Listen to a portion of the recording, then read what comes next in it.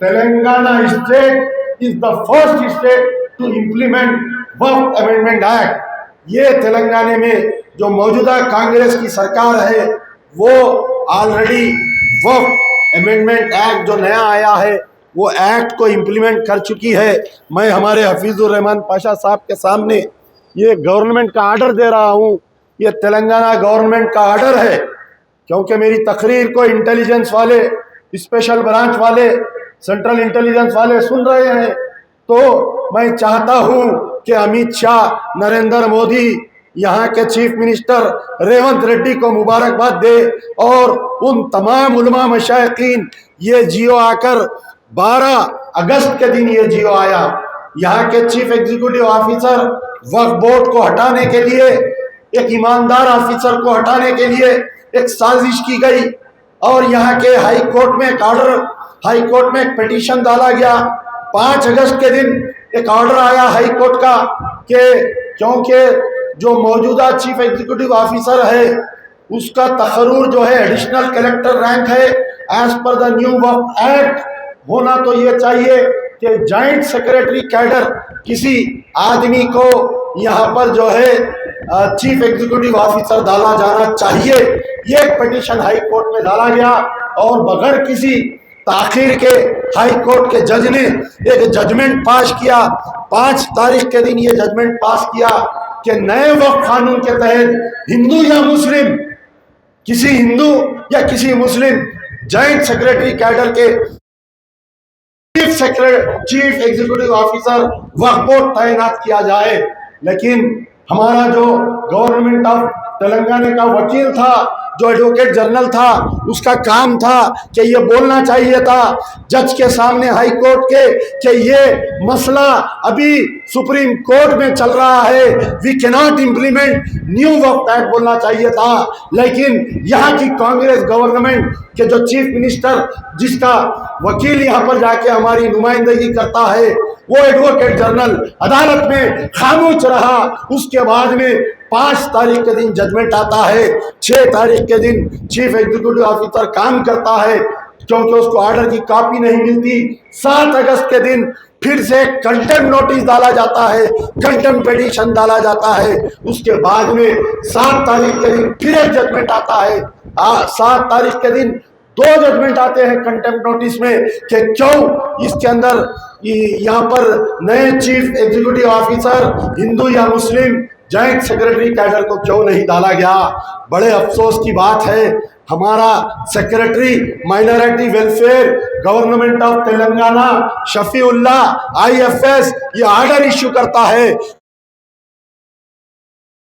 Dated 12/8/2005। उसके अंदर ये लिखा जाता है कि नए वक्फ के कानून के तहत एक हम जॉइंट सेक्रेटरी कैडर के ऑफिसर को डाला जाएगा।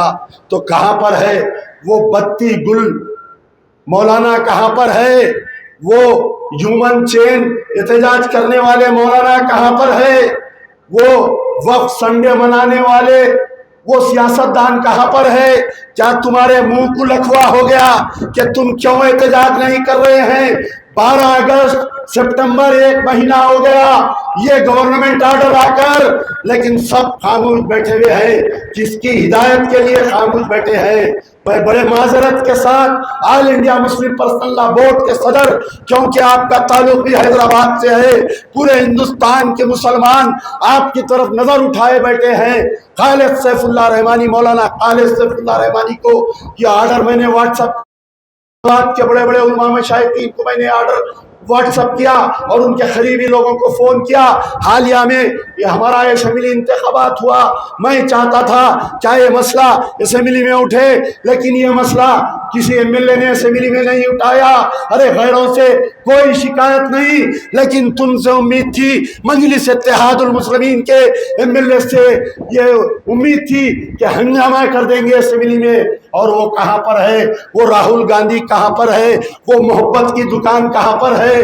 हमने तो पीवी नरसिम्हा राव की कांग्रेस को वोट नहीं दिया, हमने राहुल गांधी की कांग्रेस को वोट दिया, हमने प्रियंका गांधी की कांग्रेस को वोट दिया, हमने सोनिया गांधी की कांग्रेस को वोट दिया।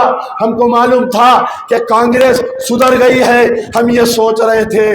लेकिन बड़े अफसोस के बाद आज तेलंगाना के मुसलमान ये इस मसले पर अगर आप एहतजाज नहीं करेंगे, ये GORT नंबर 67 अगर इसको कलअदम नहीं करेगी हुकूमत, तो याद रखो Telangana will be the first state, ये पहला स्टेट रहेगा कि यहाँ पर नए वक्फ कानून को लागू किया गया है।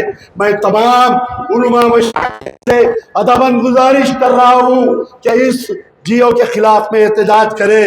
प्यारे नबी सल्लल्लाहु अलैहि वसल्लम के जलसे में मौजू से हटकर इसलिए कह रहा हूँ कि वक्फ इस हमारा जो वक्फ है ये एक हमारा हिस्सा है, हमारे मजहब का हिस्सा है, हमारे इस्लाम का हिस्सा है, इसलिए इस पर एहतजाज करना ज़रूरी है। इस पर रोशनी डालिए। दिल्ली के और यूपी के दो मुखर्रिर रहे। मैं आप लोग जब दिल्ली जाएंगे, उत्तर प्रदेश जाएंगे, तो आप लोग वहाँ के मीडिया में ये बात लाए ताकि राहुल गांधी और प्रियंका गांधी को अखलाकी दबाव हो और उनकी तेलंगाना गवर्नमेंट ये जियो को विड्रा करे। बस एक बड़े अफसोस के साथ मैं आपके सामने पेश हुआ। मैं अब दावत खिताब देता हूँ मोहतरम प्रोफेसर हफीजुर रहमान साहब, प्रोफेसर हफीजुर रहमान पाशा से आपको मुखातिब करे। शुक्रिया। यार जिंदा सोबत बाकी।